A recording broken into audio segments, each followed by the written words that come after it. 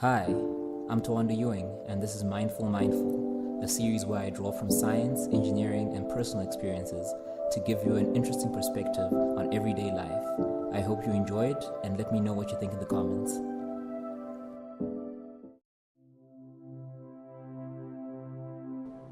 One of the things that were pointed out to me repeatedly growing up was that my choices have consequences.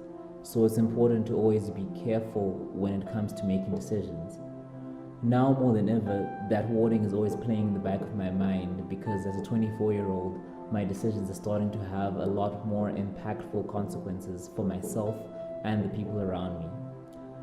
There's a way I like to look at how my decisions affect my life that has helped me make the whole process a little less daunting, and maybe it can help you out as well.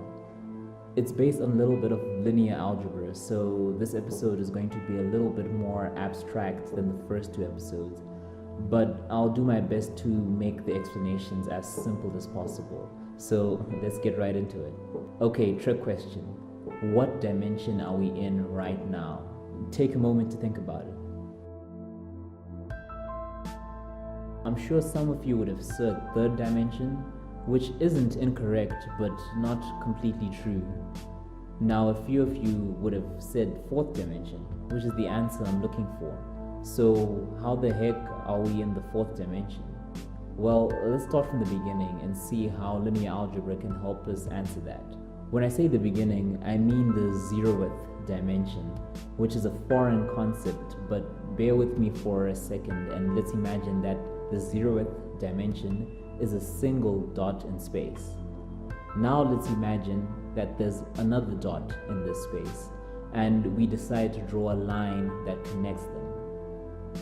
This line represents the first dimension, which is essentially a number line that stretches for infinity in both directions and gives us a way of interpreting the position of any dot that appears along the line relative to the others. The question now is, what happens when a dot appears in a location that isn't on this line? Well, it's as easy as drawing another line like this, and now we have another dimension of dots in our space. With these two one-dimensional lines, we now have something most of us are familiar with, a two-dimensional space where the location of any dot can be interpreted relative to the two lines. At this stage, I have to point out something important. Imagine yourself as a 2D character living in this 2D world. You could go your entire life unaware that there's a third dimension, but a character living in the third dimension would be fully aware of your existence. So just keep that in the back of your mind because it's going to come in handy soon. As you can see, I just sneaked in the third dimension using the same rule I used for the first two, and now we're in a familiar realm of length, width, and height. This is where you stopped if you said we live in the third dimension. And like I said, you're not wrong in a sense because there are only 3 spatial dimensions. But our 3D reality likes to do something we call moving through time, which can be explained by a 4th temporal dimension.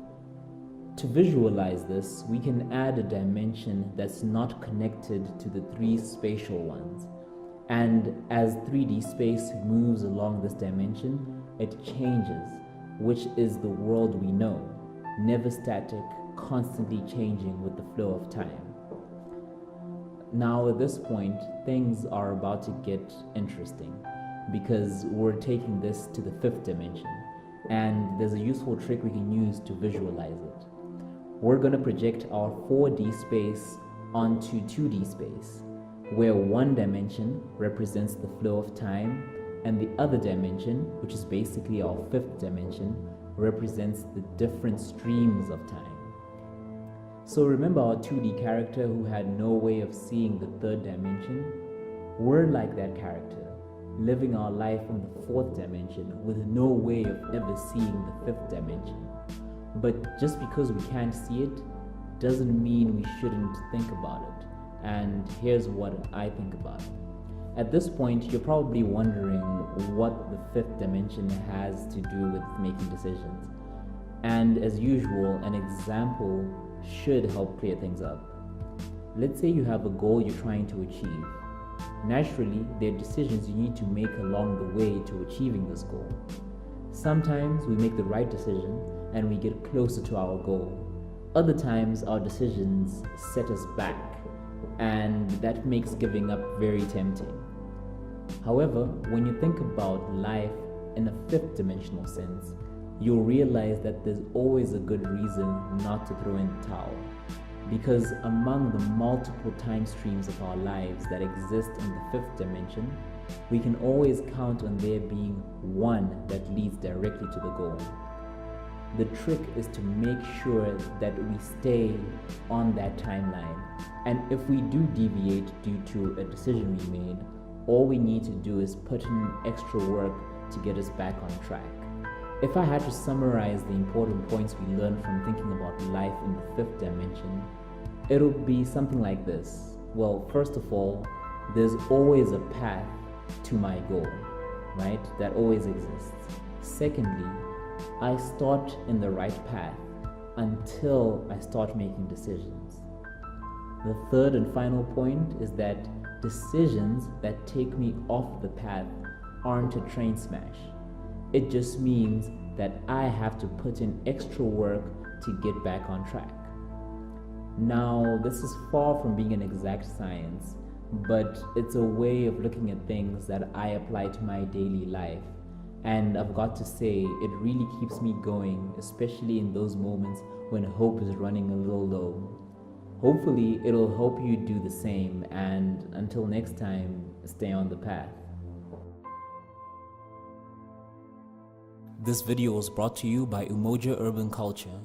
Umoja Urban Culture is a store based in South Africa that specializes in Rasta wares and accessories. For more information, you can visit the store website at www.umojaurbanculture.co.za.